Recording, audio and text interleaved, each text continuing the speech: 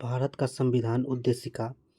हम भारत के लोग भारत को एक संपूर्ण प्रभुत्व संपन्न समाजवादी पंथनिरपेक्ष लोकतंत्रात्मक गणराज्य बनाने के लिए तथा उसके समस्त नागरिकों को सामाजिक आर्थिक और राजनीतिक न्याय विचार अभिव्यक्ति विश्वास धर्म और उपासना की स्वतंत्रता प्रतिष्ठा और अवसर की समता प्राप्त करने के लिए तथा उन सब में व्यक्ति की गरिमा और राष्ट्र की एकता और अखंडता सुनिश्चित करने वाली बंधुता बढ़ाने के लिए दृढ़ संकल्प होकर अपनी इस संविधान सभा में आज तारीख 26 नवंबर 1949 ईस्वी में मिति मार्गशीर्ष शुक्ला सप्तमी संवत 2006 विक्रमी को एदत द्वारा इस संविधान को अंगीकृत अधिनियमित और आत्मार्पित करते हैं।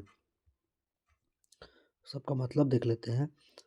हम भारत के लोग भारत के संविधान का निर्माण और अधिनियम भारत के लोगों ने अपने प्रतिनिधियों के माध्यम से किया है, न कि इसे किसी राजा या बाहरी आदमी ने उन्हें दिया है।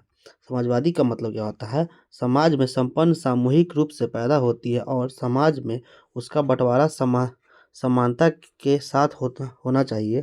सरकार जमीन और उद्योग धंधों की हकदारी से जुड़े कायदे कानून इस तरह बनाए कि सामाजिक आर्थिक असमानताएं कम हो। लोग प्रभुत्व संपन्न का देख लेते हैं मतलब लोगों को अपने से जुड़े हर मामले में फैसला करने का सर्वोच्च अधिकार है। कोई भी बाहरी शक्ति भारत की सरकार को आदेश नहीं दे सकती। लोकतंत्रात्मक का मतलब होता है सरकार का एक ऐसा स्वरूप जिसमें लोगों को समान राजनैतिक अधिकार प्राप्त रहते हैं।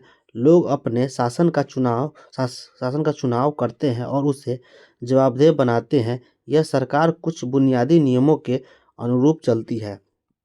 न्याय का नागरिकों के साथ उनकी जाति धर्म और लिंग के आधार पर भेदभाव नहीं किया जा सकता। पंथ निरपेक्ष नागरिकों को किसी भी धर्म को मानने की पूरी स्वतंत्रता है, लेकिन कोई धर्म आधिकारिक नहीं है। सरकार सभी धार्मिक मान्यताओं और आचरणों को समान सम्मान देती है। गणराज्य शासन का प्रमुख लोगों द्वारा चुना हुआ व्यक्ति होगा, न कि किसी वंश या राज खानदान का। समता कानून के समक्ष सभी लोग समान है। पहले से चली आ रही सामाजिक असमानताओं को समाप्त होना होगा। सरकार हर नागरिक को समान अवसर उपलब्ध कराने की व्यवस्था करे। बंधुता हम सभी ऐसे आचरण करें जैसे कि हम एक परिवार के सदस्य हों। कोई भी नागरिक किसी दूसरे नागरिक को अपने से कमतर न माने। स्वतंत्रता नागरिक कैसे सोचे, किस तरह अपने विचारों को अभिव्यक्त करे और अपने विचारों पर किस तरह अमल करे, इस पर कोई अनुचित पाबंदी नहीं है। समाजवादी और पंथ निरपेक्ष शब्दों को 42वें संविधान संशोधन 1976 द्वारा संविधान की उद्देशिका में जोड़ा गया।